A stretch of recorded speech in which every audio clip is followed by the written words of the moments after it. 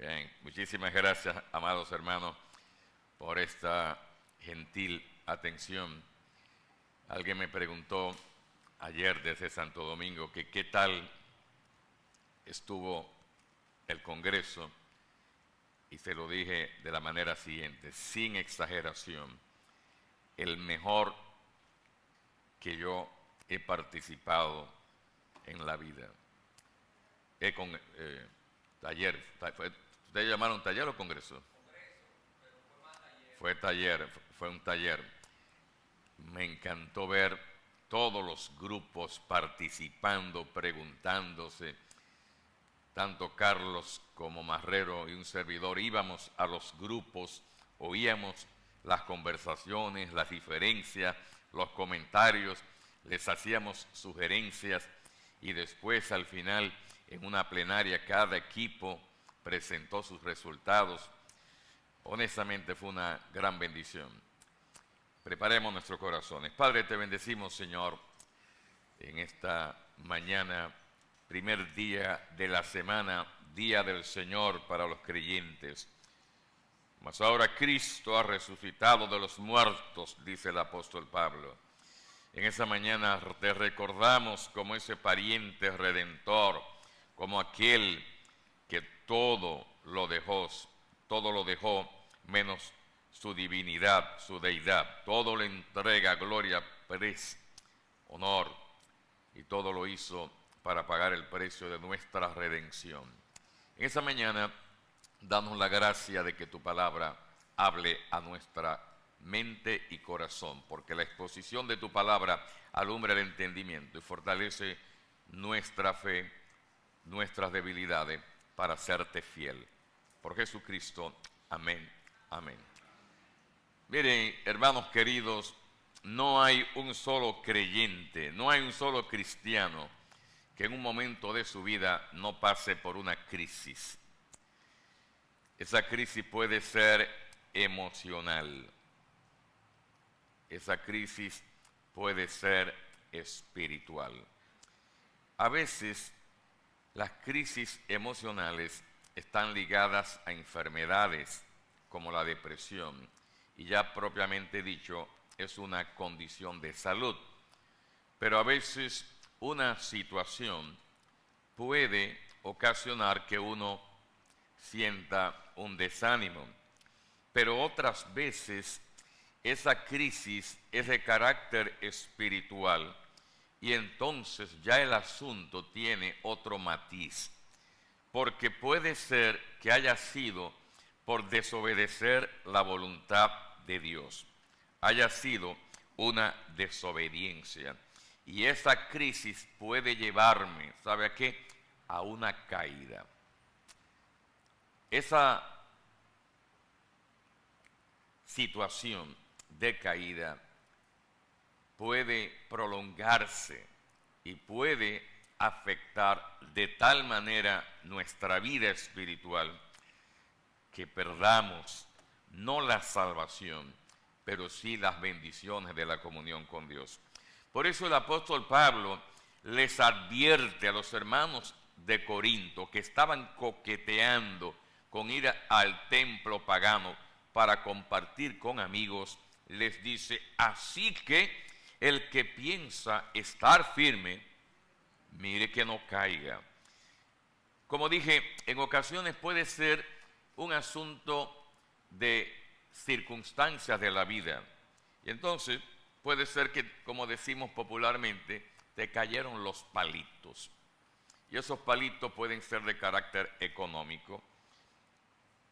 La preocupación te viene como propio de humano. Tenemos temores porque nuestro presupuesto está corto, no nos alcanza. Puede ser también la situación insoportable que se da a veces en una familia donde hay un hermano que nos hace la vida imposible porque no es creyente. En otras ocasiones ya no es de esa naturaleza, sino un descuido de nuestra vida espiritual, de nuestra devoción. Empiece a dejar de leer la Biblia y vas a notar cómo va decayendo la temperatura del termómetro de tu vida espiritual. Y de ahí a dejar de orar hay un solo paso. Y el siguiente paso, ¿usted sabe cuál? Dejo de venir a la iglesia. Y entonces vienen las justificaciones. No hay que ir a todos los cultos. ¿Por qué hay que ir a todos los cultos? Y es más, yo soy más cristiano que muchos de los que van a todos los cultos. Cuando tú dices eso, es la mejor prueba de que estás en una crisis espiritual y estás a punto de resbalar y de caerte. Pero déjame decirte que las crisis espirituales a veces tienen un nivel superior de responsabilidad. Ya no fue descuido, ya fue una desobediencia. Y en ese caso, no son los palitos los que te caen, es un tronco que Dios te deja caer por la desobediencia abierta. Mira, el libro de Ruth comienza con una historia de crisis y comienza con una desobediencia.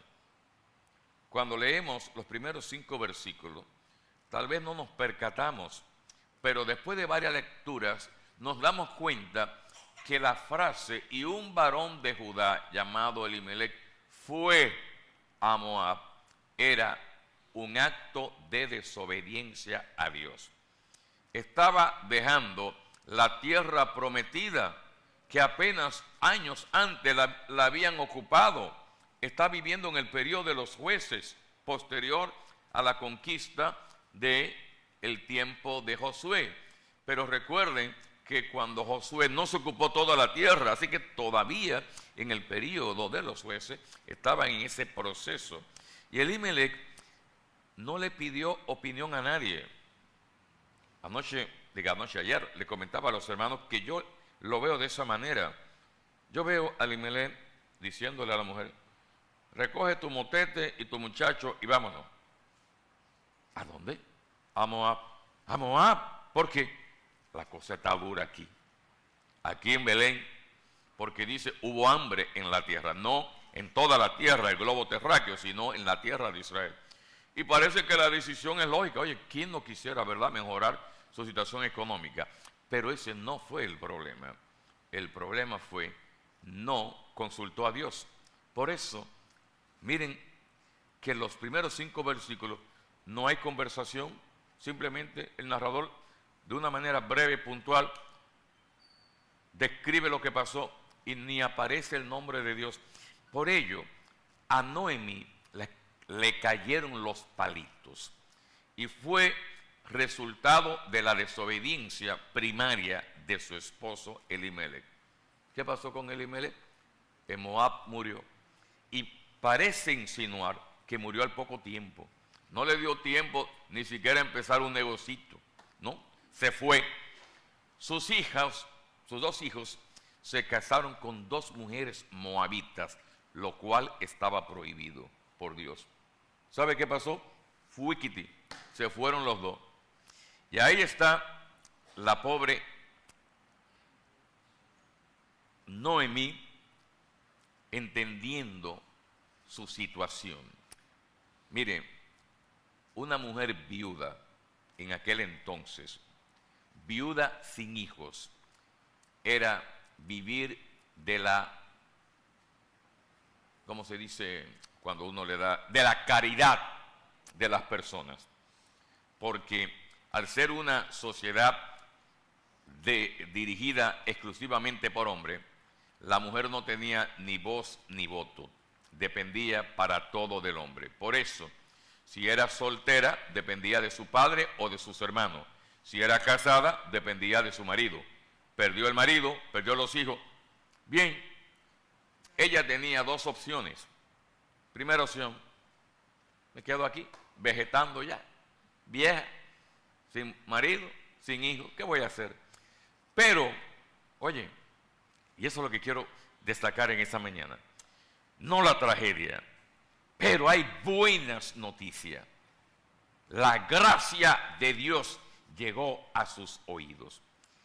Ella, estando en Moab, escuchó que Dios había visitado a su pueblo Y en el lenguaje de la Biblia, visitar no es, hola, ¿cómo están ustedes? ¿Cómo le están pasando? Dios, yo lo estoy mirando a ustedes, están pasando hambre, ¿qué les pasa? No, visitar es ir en acción y a favor y en ayuda de.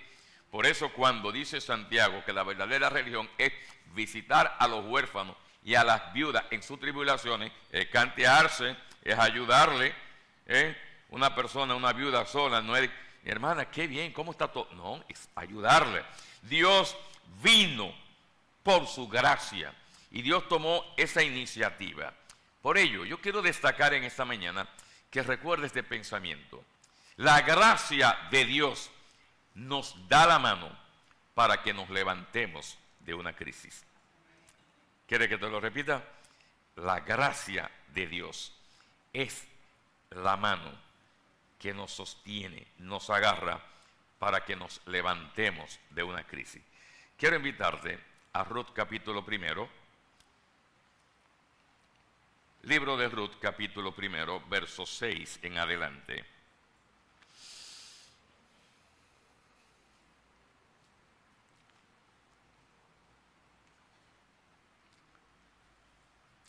Ruth capítulo 1, verso 6.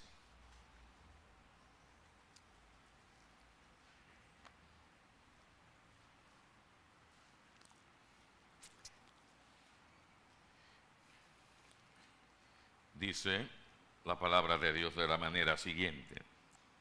Entonces se levantó, entiéndase Ruth, ella, con sus nueras, y regresó de los campos de Moab, porque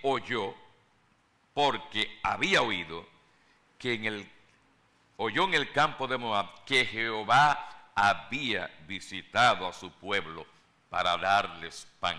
Es decir, terminó la hambruna, terminó la escasez, vino la cosecha, la producción.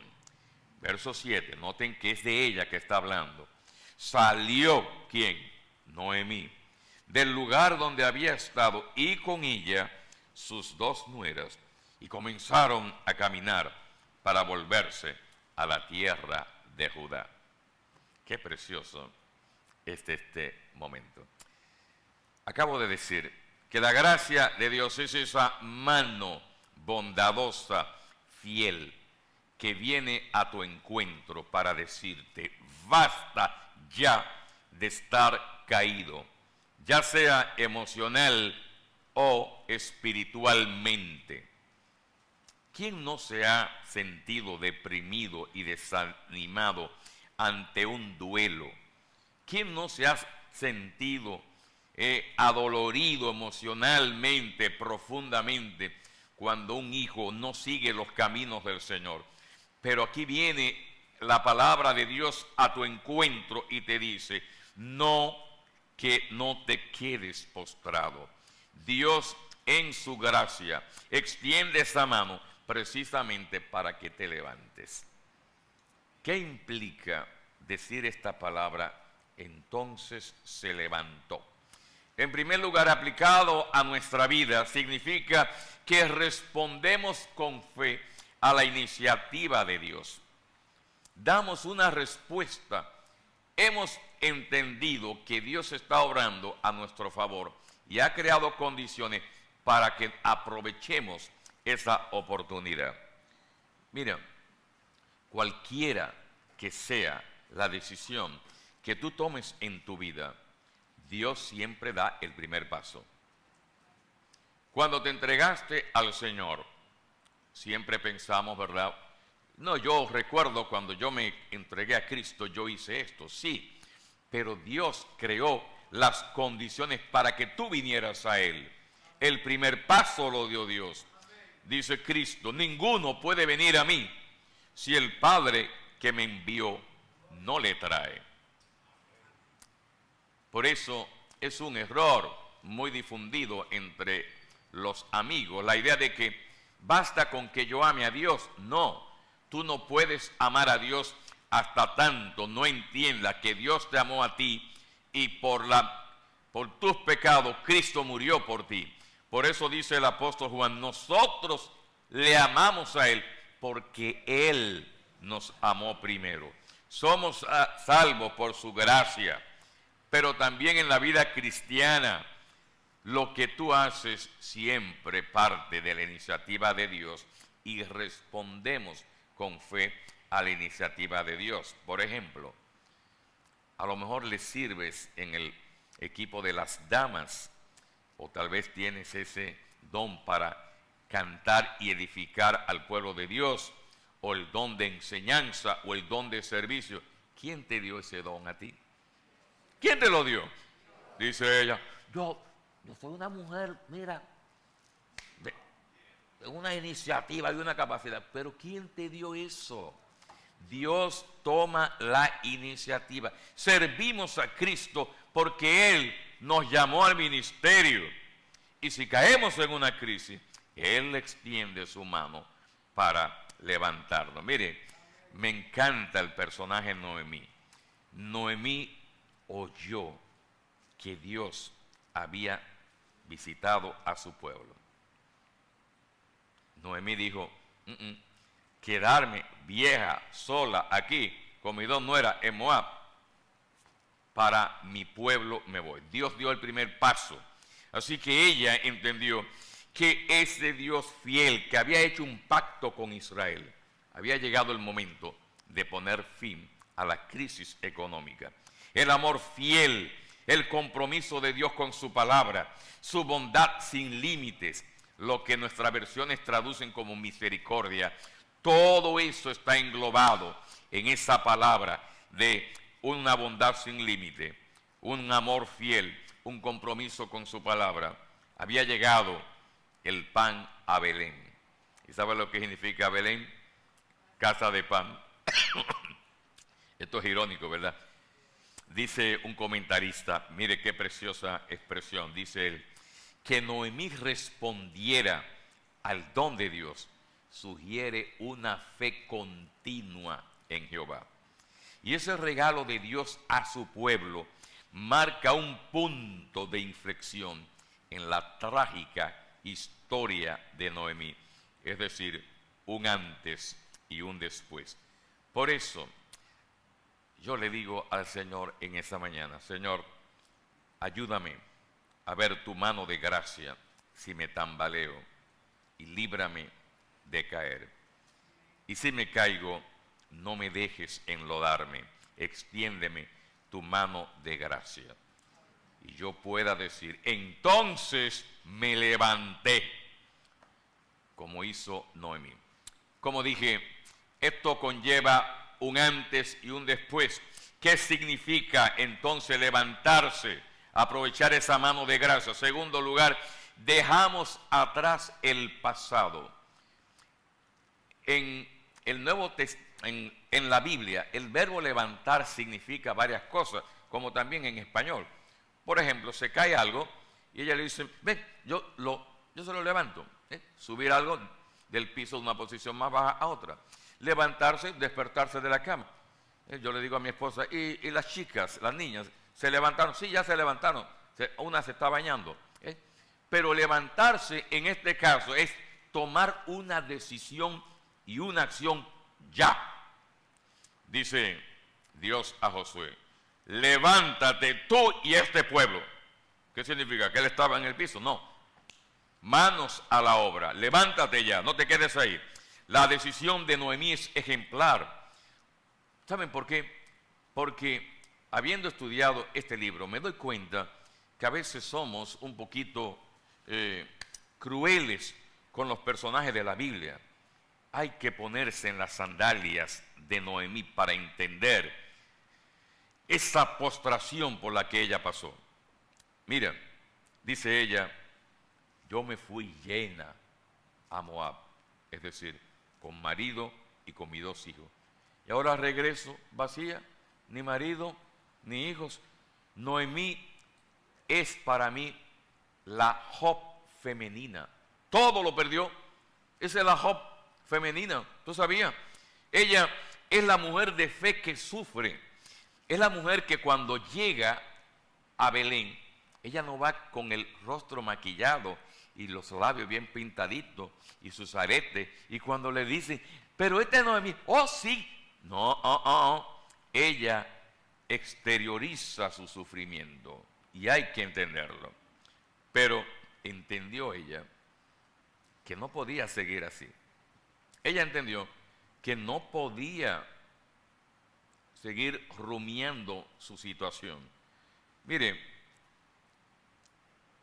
esto de la manera como Dios obra para levantar a uno es una constante tanto en el Antiguo como en el Nuevo. Lo podemos ver en el caso del hijo pródigo. ¿Sabe cómo opera la gracia de Dios? A veces la gracia de Dios te lleva a una situación de disciplina para que recapacites. A veces la gracia de Dios te disciplina con una situación para que recapacites. Por ejemplo, si le preguntas al hijo pródigo, él sabe bien de lo que yo le estoy hablando. Llegó un momento que el hijo pródigo tocó fondo, se vio sin un centavo, se vio en la necesidad de trabajar y conseguir el peor trabajo que un judío pudiera hacer, como era cuidar o arrear puercos. Es como si el pecado nos volviera irracionales. Es como si el pecado como que nos nublara la mente y nos impidiera. Los creyentes, en la carta de la que comentamos en esta mañana, también pasaban por una situación así. Y la gracia de Dios, ¿sabe cómo le llegó? Por medio del sermón de esa carta a esos hermanos. Y oiga lo que le dice el autor a los hebreos. Le está advirtiendo para que no sigan postrados. Y le dice, por lo cual, levantad las manos caídas y las rodillas paralizadas. No te quedes ahí, porque vas a permanecer y la ruina espiritual te va a afectar. Hay que romper con el pasado. Hay que decirle ya, gracias Señor, hasta aquí, por extender la mano y yo poder sostenerme por tu gracia. En tercer lugar, ¿qué más implica este levantarse? Significa que el propósito principal es restaurar mi comunión con Dios. El propósito es que yo entiendo que no puedo seguir donde estoy y tengo que adelantar para la comunión con Dios. Recordemos lo que dije al principio. La decisión de Elimelech emigrar era un desafío a la voluntad de Dios. Emigrar era salir de la esfera de la comunión con Dios, porque la tierra prometida era como, por así decir, el símbolo del lugar donde se disfrutaba de la comunión con Dios. Dejar la tierra prometida era estar fuera de la comunión con Dios. Era decirle a Dios, no necesito estar aquí. ¿Y qué es descarriarse en el lenguaje cristiano? ¿Qué es apartarse? ¿Sabe lo que es? Perder la comunión con Dios y con mis hermanos. Lo peor del pecado es el vacío espiritual, la conciencia de que estoy fuera del disfrute de la presencia de Dios. Y el verdadero creyente, el verdadero que se aparta, como decíamos antes, ni disfruta ni fu ni fa, ni una cosa ni la otra. Porque estando en el mundo, participa del mundo, pero le duele tener que participar en el mundo. Y entonces no está en la iglesia, entonces ni fu ni fa. En otras palabras, es importante entender que la comunión con Dios es lo que le da vida y razón de ser a la vida cristiana. No, mi hermano, nunca piense que uno se pierde, pero, óigame, arruinar su vida. Yo he visto creyentes que duraron años fuera de la comunión con Dios, años, y ya volvieron, perdóneme la expresión, vueltos un guiñapo. Volvieron, qué bueno, pero ¿a qué precio?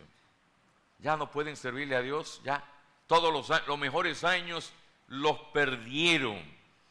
Y yo se lo digo a mis jóvenes: joven querido, aprovecha tu juventud, aprovecha para servirle a Dios hoy, ahora. Son los mejores años que uno tiene. Mire, yo le doy gracias a Dios porque me llamó a los 17 años y me llamó para servirle. Y yo no le digo eso para ponerme como un ejemplo, pero le doy gracias al Señor que me mantuvo sirviéndole.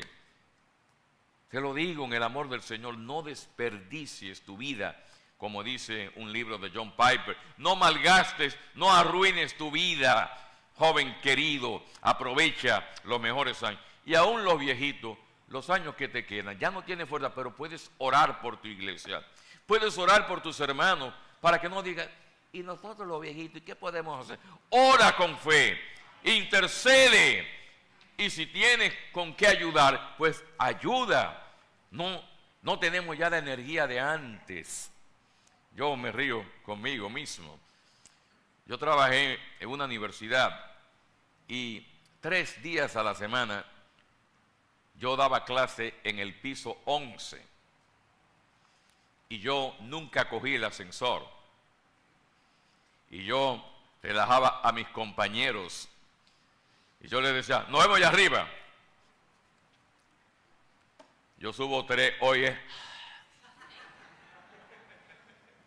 3 nada más. Ya, mi hermano, yo no invento. 11, tú me dices: vamos a subir 11. Digo: cargado, llévame cargado, ¿será? No son iguales los años, pero gracias al Señor que aproveché ese tiempo. En cuarto y último lugar, este levantamiento Dios lo utiliza para su gloria. ¿Tú sabes por qué? Cuando nos levantamos, mire las cosas, cómo son las cosas de Dios. No solamente te da la mano, te sostiene, sino que utiliza tu misma caída y restauración para su gloria. Cuando las 2 nueras, Orfa y Ruth, ven la determinación de su suegra, ¿sabe qué le dice? No, nosotros nos vamos contigo. Eso es bello.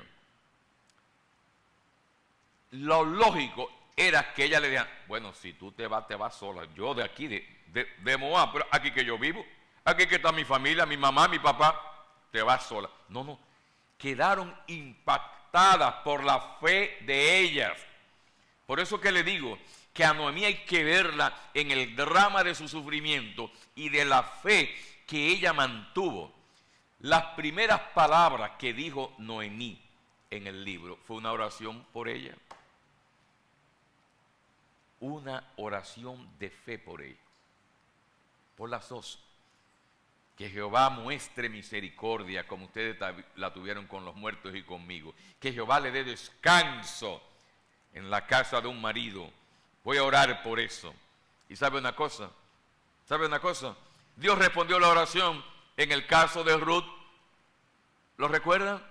Fue Noemí la que hizo todo, ¿verdad?, para que se diera el encuentro, y Dios contestó la oración, porque la providencia de Dios es así: extiendo mi mano, pero yo tengo que agarrarme de ella. Son las 2 cosas, no es una sola, son las 2. Dios obra, pero yo tengo que responder. Así que, mira, es importante entender esto, que la mano de Dios es su gracia en acción para levantarlo. Termino diciéndote, hermano, mira, yo no sé, solo Dios y tú sabes en tu corazón, ¿qué puede estar afectándote emocionalmente o espiritualmente? Ya sea por una situación de la vida propia, problemas de la vida que te han afectado, ya sea por una dejadez espiritual o por una desobediencia. Pero Dios es misericordioso, Dios es un Dios de gracia. Y Dios utiliza, a veces no tiene que ser que Dios visite a su pueblo para darle pan. A veces un hermano que te dice: mi hermano, estoy orando por ti. Y esa fue la mano de gracia que Dios te utilizó para despertar tu conciencia. A veces un hermano te envía una nota de voz o te manda un mensajito por el WhatsApp. Tú postrado espiritualmente y llegó en el momento oportuno de tu vida. Y tú dijiste, es Dios que me está hablando por ese hermano. Él no lo sabe, ella no lo sabe, pero esto fue Dios que me lo envió en el momento oportuno. Y quién sabe si la mano de Dios extendida para ti fue precisamente este mensaje de esta mañana. Si es así, agárrate y levántate. Quiero decir a los amigos, como dije en este sermón y terminamos acá, no viniste por casualidad. Dios te trajo para escuchar este mensaje. Dios tomó la iniciativa. ¿Cuál? Que escuchara este mensaje.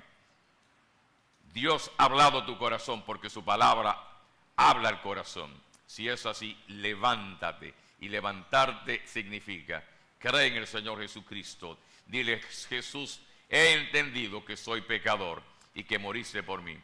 Ven y lava mis pecados y yo te agarro de la mano para que vengas a mi vida. Si lo haces, que Dios te bendiga y compártelo con los hermanos para que lo sepan.